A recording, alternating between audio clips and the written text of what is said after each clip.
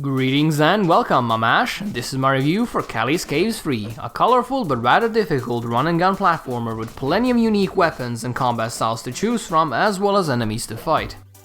It also features a fairly impressive amount of content. The standard playthrough will take you around 6 hours, during which you will visit many different zones, find various weapons ranging from boomerangs to rocket launchers, as well as a whole bunch of enemies and bosses to use them on.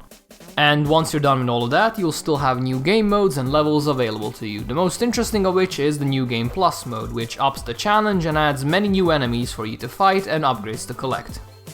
Cali's Caves 3 follows the story of Cali, whose parents get kidnapped literally 1 second after starting the game, forcing her to go on a quest to save them, the only way she knows how, by using overwhelming force with extreme prejudice on everyone and anything that might stand in her way. Along your journey, you will find plenty of unique weapons, 15 of them in total, all of which will become a lot stronger as you continue to use them. The good news is that all of the weapons are really satisfying to use, with my personal favorites being the flamethrower, which served as my go-to close-range weapon, and oddly enough the boomerang, which is a lot more efficient than you might imagine.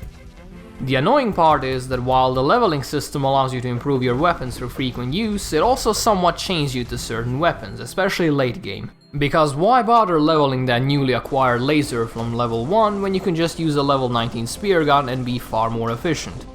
Personally, I would have preferred it if the weapons you found later in the game started with a couple of levels already in them, so you didn't have to tickle Balrogs to death as you leveled them up.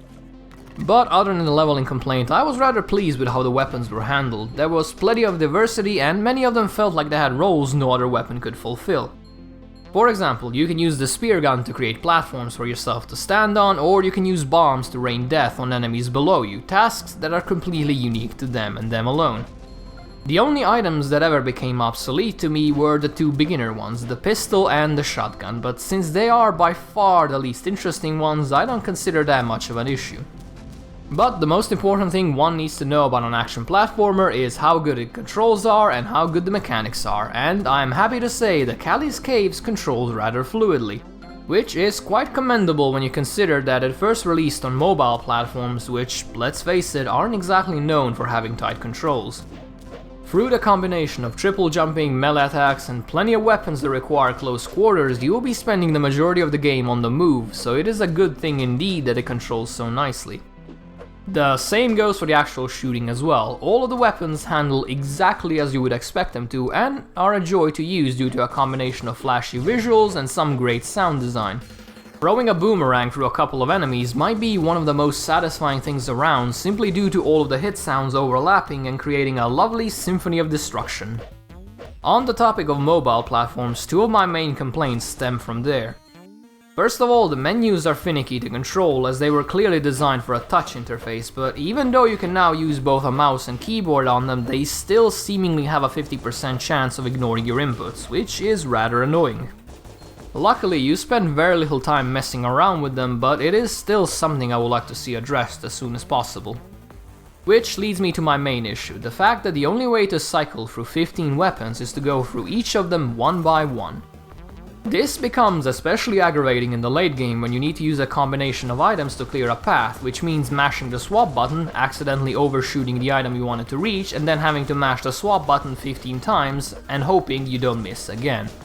We all have keyboards full of buttons available to us, so I would have greatly appreciated being able to keybind some of my favorite weapons to them.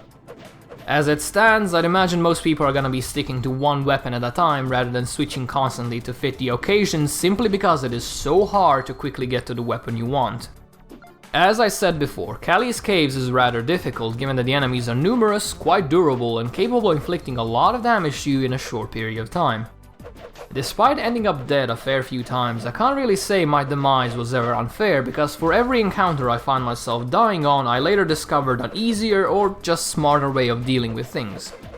It also helps that death in Cali's Caves is not too big of a deal, losing you only a chunk of money as well as a bit of time since you have to work your way back from one of the rather numerous checkpoints.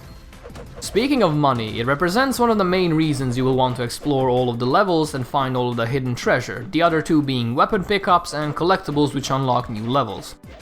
Money is used in shops in order to either upgrade your gear or to buy consumables such as health potions or short-term damage boosters, but there is a catch. Almost everything besides the first few upgrades is really expensive, so you will need to choose in what sort of a direction you will take your character in. You simply do not have enough money to get all of it. Given that the difficulty in Callie's Caves is rather well balanced, you won't need to touch the shop during your normal playthrough, unless you want to pick up some of the cheaper but still quite useful upgrades such as the sword plus damage one, or just some consumables to help you with the boss fights. The expensive upgrades that will taunt you throughout your first playthrough will only really become affordable in New Game Plus, so if you really want to see what a poisoned and electrified flamethrower can do, you'll just have to give New Game Plus a try. Besides the excellently done New Game Plus mode, you also have the option to play a bunch of missions with your sidekick character, a cute karate bear called Bera, which focuses more on melee combat and platforming rather than shooting, as well as an optional survival mode and even a challenging new set of levels for you to test your upgraded skills against. In short, there is plenty of new content and bosses to fight even after you've quote-unquote beaten the game. Speaking of bosses, my opinion is somewhat divided when it comes to them. On one hand, a few of them offered me a genuine challenge that sparked within me the same determination that Dark Souls once did, but on the other hand, they're all incredibly easy to cheese, and the whole thing becomes a fight within your conscience whether you want to do it quote-unquote properly or just get it done quickly. Most of this stems from the fact that the spear gun's projectile shattering properties are ridiculously overpowered against bosses, since you will be capable of constantly dealing damage to the boss while completely negating any coming your way. Even the final boss of normal mode could be beaten this way, whereas if you try to do it properly, you would be in for one hell of a fight. As you can see, it is up to you whether you will quote-unquote cheat or not, but it still made me feel like a chump trying to do some of the bosses the proper way, only to get consistently slammed into the ground. All the while the solution is just sitting there and constantly taunting me from behind the swap weapon key. It is a minor complaint, I know, but these sort of things are important to me, so I felt I should mention them anyway. Graphically, Callie's Caves looks great. I don't know if Black Sorcery was involved, but despite the game originating on mobile platforms, the graphics look nice, crisp and detailed rather than blocky and upscaled as you might expect on 1080p. There are lots of unique backgrounds, enemies and bosses that all tend to look pretty good, so overall I'm very pleased with how Callie's Caves looks. The only complaint I really have with the visuals is that the cutscene characters are a pixelated blurry mess from which you can't really discern any details, but since they represent such a small amount of game time, it's barely worth mentioning. But even so, I do hope they get fixed up eventually, as they do detract from the experience. And finally, the music. It should probably tell you enough about my opinion on the soundtrack when my only complaint is that I wish there was more of it.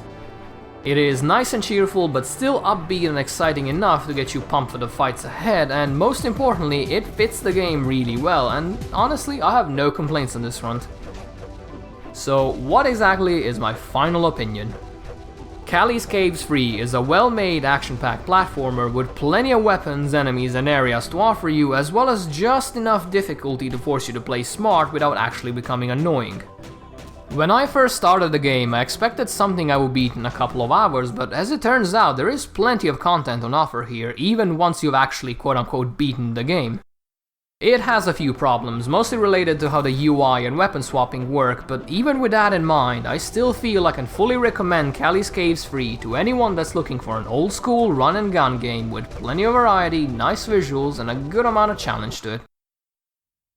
Thank you guys for listening, and if you enjoyed this, please do leave a like, it ends up helping me a lot, and if you would like to see more, you can either subscribe here, or you can check out the website linked down below. That one tends to be updated more frequently. With all of that said, I hope you have a nice day, and I'll see you soon. See ya!